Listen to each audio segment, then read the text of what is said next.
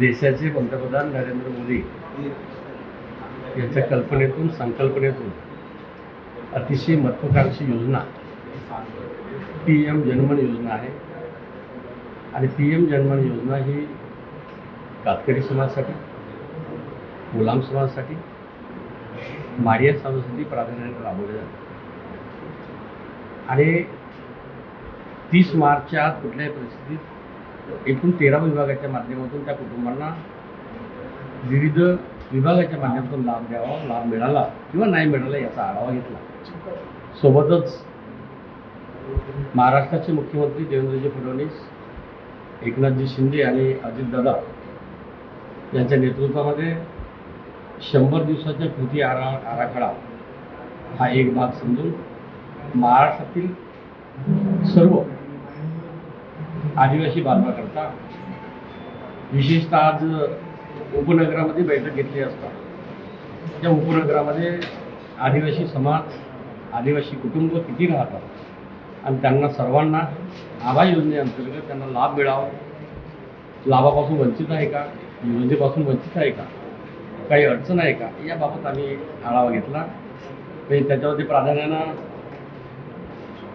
One हक्क दावे असेल, सोबत अतिक्रमण करून असेल त्यांना नियमावली करणे, ह्या विशेष विविध योजनेच्या बाबत आढावा घेतला आणि निश्चितच त्याचा 30 मेच्या आत आदिवासी विभागाला आणि माननीय पालकमंत्री आशिषजी यांना विभागीय आयुक्त आणि जिल्हाधिकारी आणि आदिवासी विभाग हे अहवाल सादर करेल आणि 1 जूनपासून परत आम्ही समृद्धी प्रक्रिया सुरू करणार. सर, उपनगर जिल्ह्यामध्ये वन विभागामध्ये दुकानावर देखील आता कारवाई होत आहे, त्याबद्दल काय सांगाल? त्याबद्दल माहीत नाही, परंतु सांगावं असं वाटते.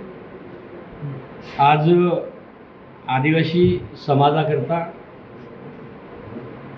क्रांतीवीर, क्रांतिकारक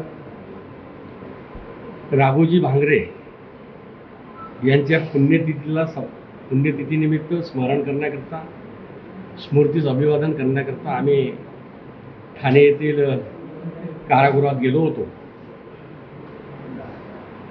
राघोजी भांगरे यांनी आदिवासी समाजासाठी जल, जमीन, जंगल, देव, देश, धर्म हा संकल्प ठेवून आदिवासी समाजाला 100% सुरक्षित ठेवलेला आहे, क्रांती मिळवून दिलेली आहे. आज ठाणे या परिसरामध्ये राघोजी भांगरे यांची पुण्यतिथी स्मृतीस अभिवादन करण्यासाठी हजारोच्या संख्येने आदिवासी बांधव आले होते आणि भविष्यामध्ये ठाणे या ठिकाणी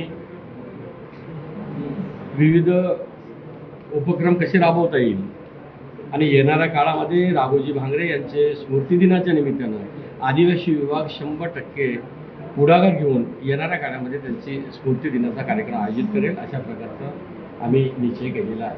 सोबतच राघोजी भांगरे यांचं नाव महाराष्ट्रातल्या देशामध्ये क्रांतिकारक असल्यामुळे, क्रांतीवीर असल्यामुळे त्यांच्या माध्यमातून एखादी योजना आदिवासी विभागाची कशी सुरू करता येईल याबाबत सुद्धा आम्ही नियोजन केलेलं आहे.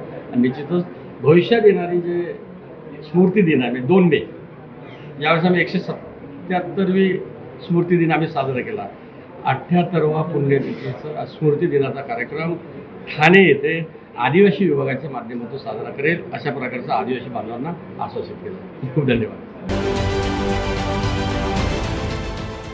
देश विदेशातील प्रत्येक घडामोडींचे लाईव्ह अपडेट मिळवण्यासाठी आता साम टीव्हीच्या सर्व सोशल मीडिया प्लॅटफॉर्मला लाईक, फॉलो आणि सबस्क्राईब करा.